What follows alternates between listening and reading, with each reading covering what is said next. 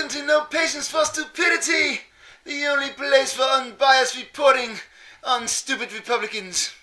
Today's show is sponsored by Starbucks, America's favorite coffee. So start each day with a Starbucks cup of Joe and a carbon credit to go. Speaking of Joe, is anyone as appalled as I am by that so-called plumber who had the audacity to ask of our great President Obama a question? How dare he ask of our Messiah a question about redistributing the wealth? Do you think anyone ever asked Jesus Christ a question? No, he just spoke and spoke and preached and spoke and spoke and preached, and everybody listened. No one asked the Son of God a silly question on the economy. You see, Republicans, you lost the election, so get over it. In the immortal words of His Holiness, our grand, high, exalted, mystic, anointed one, who has so clearly stated, you lost, we won. So I'm talking to you, Joe the Plumber. It is time to say hello to socialistic welfare and farewell to capitalism. The debate on give me a fish, I'll eat for a day, teach me how to fish, I'll eat for a lifetime is over. Just give me the fish. As a matter of fact, give me all the fish. I'll know how to divvy them up. You see, in today's globally green, eco-friendly society, it's all about the carbon offsets. So if you drive an SUV like me, take that advice President Obama so intelligently articulated. Put air in your tires. When Al Gore crawls into the cockpit of his private jet, busting through the sound barrier, ripping up the ozone, you better believe that supersonic jet has air in its tires. As we all know, the Democrats are the party of free speech, and the need to pass the Fairness Doctrine Act is now. But of course, those overwinded Republicans claim it will stifle free speech. Well, I say to them, zip it! You see, conversation with great thought into details highly produces elevated levels of CO2, which, coincidentally, are the exact admissions AM radio conservative talk show hosts are spewing into the atmosphere, subsequently melting our planet into a soupy mess. So while the Fairness Doctrine Act awaits its fate, I propose to you, President Obama, to put a carbon credit free speech tax on all the CO2 spewed from all AM radio conservative talk show hosts in the hopes of slowing down Earth's demonic demise. But there go those drill baby drill, eco-satanic Republicans insisting we need oil, when all the brilliant minds of the Democratic Party have stated so clearly it'll take at least 125 years to see one drop of oil, thus muting the drill now farce created by Sean Hannity and spread by the propagandists at the Fox News Network. All the evidence is in, and the debate on drilling for heavy crude is over. Can we touch on something just a bit lighter, like Rosie O'Donnell? She had the guts and courage to express how many of us on the left really feel. It wasn't Al-Qaeda that blew up the Twin Towers. We were bushed. Republicans love to criticize, but they can't take criticism. And I'm talking to you, Donald Trump, you capitalist pig, getting all defensive and saying mean things to Rosie, like she's a fat, ugly beast and a no-talent cow, just because she made fun of your hair. Grow up, Donald. Rosie, I don't care what those neo-capitalistic pigs say about you. To me, you'll never be anything less than a cute, cuddly little patriot. Now can we set Rosie aside and talk about some real pork? Like those neo-Republicans complaining about Barack Obama being a Muslim. I ask of you, what kind of no-brained imbecile would think that Barack Hussein Obama is a Muslim? Then they complain that there's too much pork in the stimulus bill. Barack Hussein Obama supported this bill and signed it into law. No Muslim would have signed into law a bill filled with pork. So stop flip-flopping, Republicans. Barack Hussein Obama is either a Muslim or this bill is belly up in pork. This so-called beast of bacon is $1 trillion of pure lean unsaturated stimulus.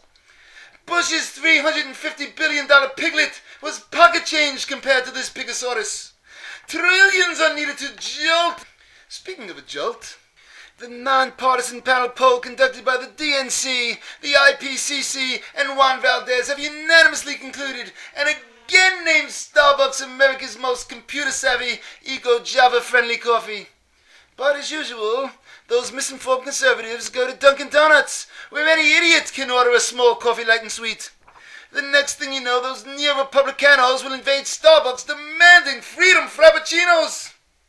Just today, from my local Starbucks cafe connoisseur, Francesco Ronaldo San Fran Pelosi, I purchased a Grande Moco Frosted Flaco a Captain Cruncho Frappuccino. Just bear with me as I taste it. Oh no, she did not! That goddamn dope San Fran Pelosi gave me a freaking frappin' Cocoa Crispin Fruity Lupo Appuccino!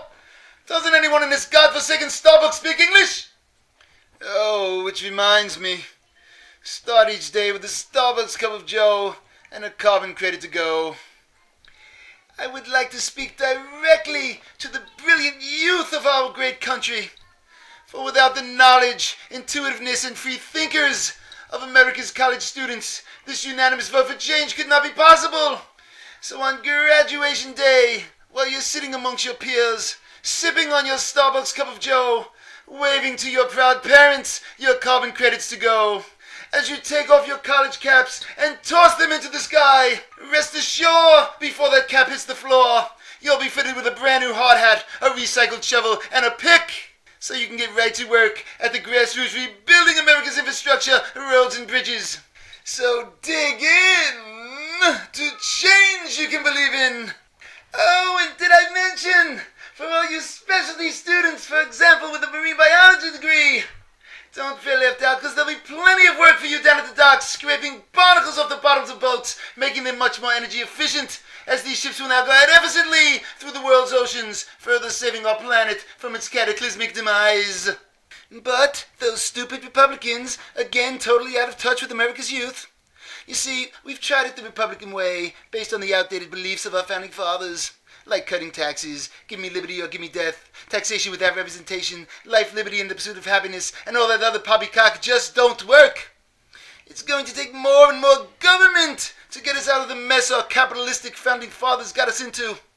Change is on the march, and I propose to you, President Obama, to pay homage to our new founding fathers, the great Karl Marx and Vladimir Lenin, with national holidays immortalizing their birthdays and statues in their true heroic form, replacing the Lincoln Memorial and the Washington Monument. And I salute you, Barack Obama, as the first president to the new order of the United Socialist States of America. Yes, we can! But those no-we-can't Republicans insist on making the case the stimulus bill should focus primarily on solving the housing crisis, rising unemployment, and the credit crunch we face today. Conversely, President Obama's plan is addressing the big picture, moving this country forward for future generations to come. And in Obama's first leg of the three-legged stool, he is going to tackle the immigration problem. He will make it such that no sane-minded, clear-thinking being in foreign lands from sea to shining sea all over this global economy and Mexico will by no means see fit to immigrate legally or any other way into America. Furthermore, any illegal immigrant looking for a better way of life will take off running for the border. But if those so-called neo-liberators had their way, all those scampering immigrants on their exodus from the United Socialist States of America would have been restricted by the fence built around our borders by those occupying Republicans, crushing the hopes and dreams of those fleeing illegals in their search of life, liberty, and the pursuit of happiness.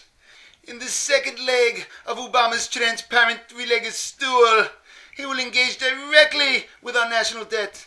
By the end of Obama's first term, he will have successfully transparently weakened our currency to the point where the Chinese and any other unfortunate country stupid enough to have entrusted in the United Socialist States of America will, with a little bit of luck, get back pennies on every dollar invested. And to complete what's left of Obama's stool, a second term will be needed for him to embrace his visions of grandeur as he proudly gazes over the bridges to nowhere and the streets with no names, built on the sweat, blood, and tears of America's graduates. Ooh, change has come! And in the great words of John F. Kennedy, not only does Barack H. Obama echo these words, but he lives day by these unselfish words. Ask not what you can do for your country, but what can your country do for you?